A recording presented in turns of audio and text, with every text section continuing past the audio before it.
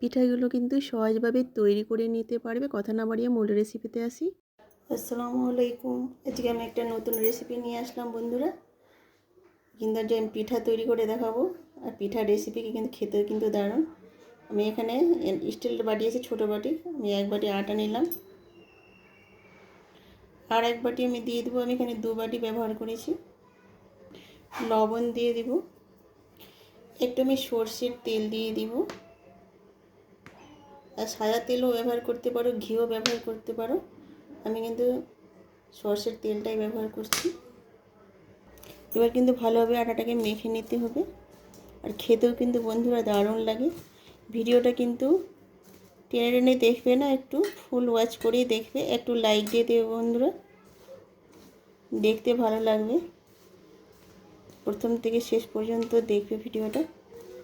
দেখো ভালোভাবে কিন্তু আটাটা আমি মেখে নিলাম। বেশি কিন্তু আমি তেল দিইনি, অল্পই তেল দিয়েছি। এবার একটু একটু জল দিয়ে এবার আটাটাকে ময়ান করে নেব। এখানে আমি হালকা উষুম জল দিয়েছি, ঠান্ডা জল দিয়েও করতে পারো, কিন্তু আমি হালকা উষুম জলটাই আমি ব্যবহার করলাম। দেখো আটাটা কিন্তু আমার মাখানো হয়ে গেছে।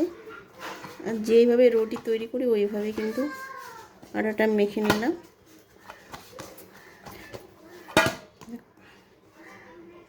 খুব শক্ত না, খুব লুজো না, দেখেই বুঝতে পারছো বন্ধুরা। দেখো আটাটা ময়ান করা হয়ে গেছে। এবার আমি ঢেকে রেখে দেবো 10 মিনিটের জন্য। গ্যাসটা জ্বালিয়ে দিব, বাকি কাজগুলো করে নেব। আমি শিরা তৈরি করে এখানে কড়াইটা গ্যাসে চাপিয়ে দিলাম। আমি একটু জল দিয়ে দিলাম।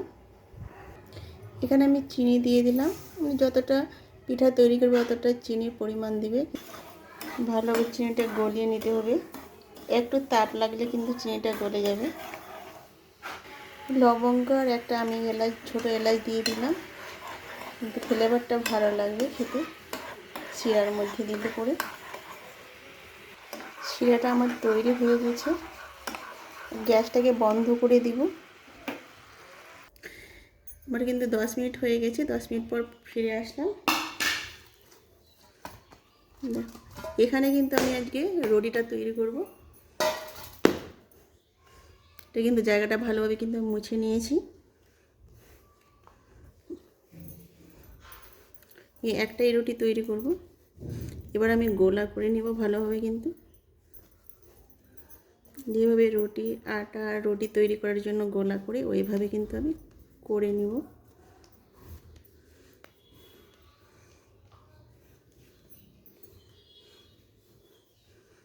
দেখো এইভাবে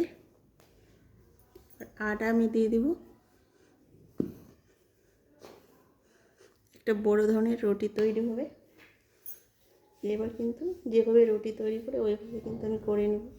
বড় ধরনের একটা রুটি করে নিয়েছি। এবার আমি এইভাবে কিন্তু আমি ভাঁজ করে নেব। দেখো এইভাবে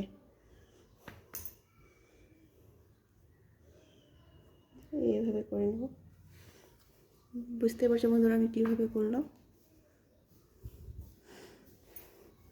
এবার রুটি বেলে নেব। আটা দিয়ে দেবো। আটা দিয়ে কিন্তু বেলতে হবে। যেভাবে রুটি তৈরি করে ওইভাবে কিন্তু বেলে নিতে হবে। দেখো বড় একটা রুটি করে নিয়েছি আমি। দেখো অনেক বড়, মানে খুব মোটা না খুব পাতলা না। দেখো খুব মোটা না খুব পাতলা না। এখানে আমি প্লাস্টিকের ঢাকন নিয়েছি। প্লাস্টিকের ঢাকন দিয়ে কিন্তু আমি কেটে নিব।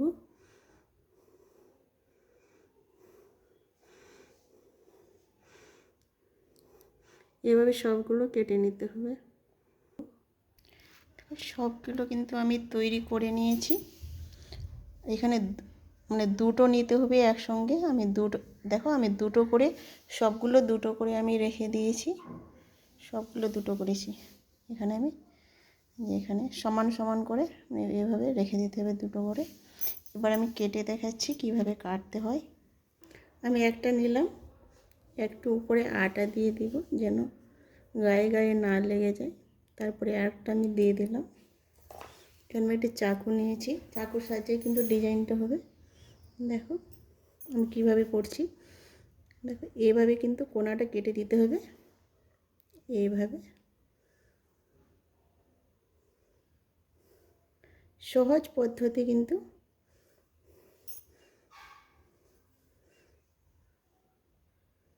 দেখো আমি কীভাবে করছি, দেখলেই কিন্তু বুঝতে পেরে যাবে।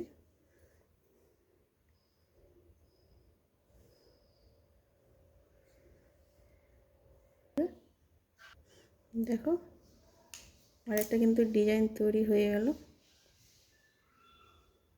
সুন্দর হয়েছে না বন্ধুরা? দেখো এবারে বসিয়ে দেবো এইভাবে। আমি একটা করে দেখাচ্ছি।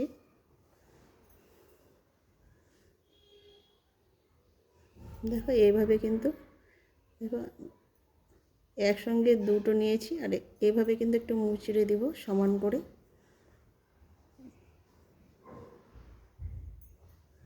দেখো এইভাবে একটু চেপে দিলেই কিন্তু হয়ে যাবে। এখানে আমি তুঁতকাঠি নিয়েছি, এটা কিন্তু কাঠের তুঁতকাঠি। দেখো এই সাইডে আমি চেপে দিলাম, আর এইভাবে কিন্তু আরেকটা ভাঁজ দিয়ে দিতে হবে এইভাবে। এখানে কাঠিটা কিন্তু আমি এভাবে আটকে দেব, এইভাবে আটকে দিলাম। আর একটু হাত দিয়ে কিন্তু এইভাবে করে নিতে হবে। একটা কিন্তু আমার হয়ে গেছে।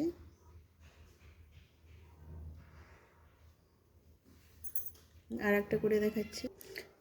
একটা আমি নিয়ে নিলাম, এখানে দুটো আমি আটা দিয়ে দিচ্ছি একটু, যেন গায়ে গায়ে না লাগে। আর চাকু দিয়েই কিন্তু ডিজাইনটা হবে। দেখো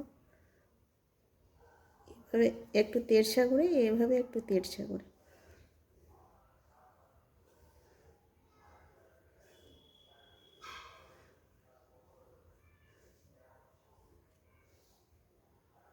দেখো এইভাবে কিন্তু করে নিতে হবে। এখানে কিন্তু একটু হাত দিলে কিন্তু ছুটে যাবে। দেখো দেখো এইভাবে কিন্তু কোনো ঝঞ্ঝট নেই, একটু লেগে আছে ঠিকই, কিন্তু হাত দিয়ে টানলে কিন্তু ছুটে যাবে। দেখো দেখো আমার কিন্তু হয়ে গেছে। এবার এইভাবে দেখো উল্টে দিলাম, উল্টে দিয়ে এইভাবে কিন্তু ভাঁজ করে নিতে হবে। একটু এখানে চেপে দিতে হবে, একটু চেপে দিলে কিন্তু হয়ে যাবে এইভাবে। আর এইভাবে আর একটা কিন্তু ভাঁজ করে নিতে হবে। আর তুঁতকাঠি নিয়েছি, তুঁতকাঠি দিয়ে এইভাবে কিন্তু আটকে দেবো যেন খুলে না যায়। আর একটু হাত দিয়ে কিন্তু এইভাবে করে দিতে হবে। এভাবে করলে কিন্তু হয়ে যাবে ডিজাইনটা। দেখো এইভাবে,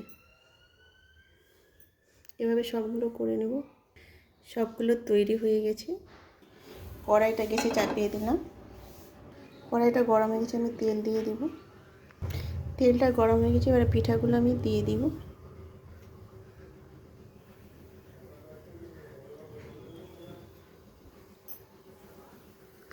একটু উল্টিয়ে দিলাম, ভাজা হয়ে গেছে। এবার আমি তুলে নেবে। কত সুন্দর হয়েছে বন্ধুরা, দেখতেই পাচ্ছ, একদম সেম ফুলের মতো হয়ে গেছে।